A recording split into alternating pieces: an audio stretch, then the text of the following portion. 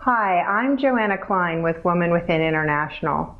Our mission is to empower women to know the fullness of their potential, to live the lives they were meant to live, and to be able to say confidently and enthusiastically, I am enough.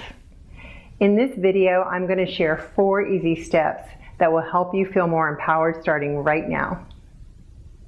We all have times during interactions with others when we feel thrown off track or disempowered, when our self-esteem, self-confidence, sense of self-worth are challenged. Believing that we have the ability to feel confident in any situation begins with our willingness to accept responsibility for our thoughts, feelings, words, and actions. Let's take a look at ways we can do just that. When a situation occurs that throws us into a disempowered state, the first step towards regaining our power is to separate fact from meaning. For example, let's say I'm talking to you about a difficult situation that's going on in my life, and as I'm talking, I notice you look at your cell phone, and I say to myself, you're not listening to me. The facts are, I'm talking, you're looking at your cell phone. The facts are neutral. To separate fact from meaning, pretend we have a video of the two of us, and as we play it back without sound, we notice the facts. I'm talking, you're looking at your cell phone. But it's the meaning that I give to those facts that can cause me to go into a disempowered state. At Woman Within, we call that the story I tell myself, because that's what we're doing. In this example, I assume you're not listening to me. That may or may not be true, but that's the story I tell myself.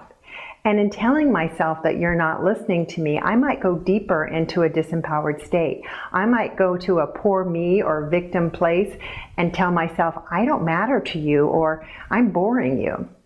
Or I might go to a judgmental place and decide that you're being rude for not giving me your full attention.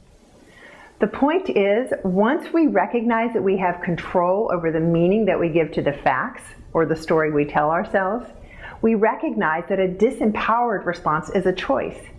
This means we can choose a different interpretation and a different response that's more empowering. The next step, step 2, is to notice and acknowledge our feelings in response to the story we're telling ourselves or the meaning that we're giving the facts. If I tell myself that I don't matter to you or I'm boring you, I might notice that I feel sad. Or if I judge that you're being rude for not giving me your full attention, I might notice that I feel angry. If we ignore our feelings, we stay stuck, which is not an empowered state. On the other hand, if we connect with our feelings, we embrace who we are in the moment. And acknowledging those feelings without self-judgment frees us up to ask, what do I want to do about it? Which is an empowered question. Now we've separated the facts from the meaning that we choose to give them, and we've noticed and acknowledged our feelings.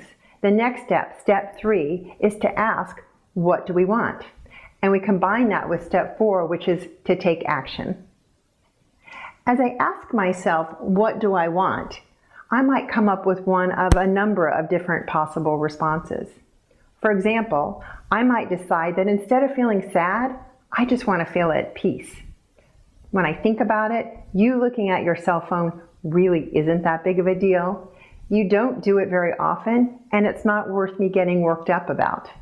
The action I choose to take is to let go of the disempowered interpretation I'm giving that situation and the disempowered feelings associated with it. I make a simple decision that leaves me feeling empowered and at peace. Another option might be that I decide what I really want is your full attention. The action I choose to take is to ask for it.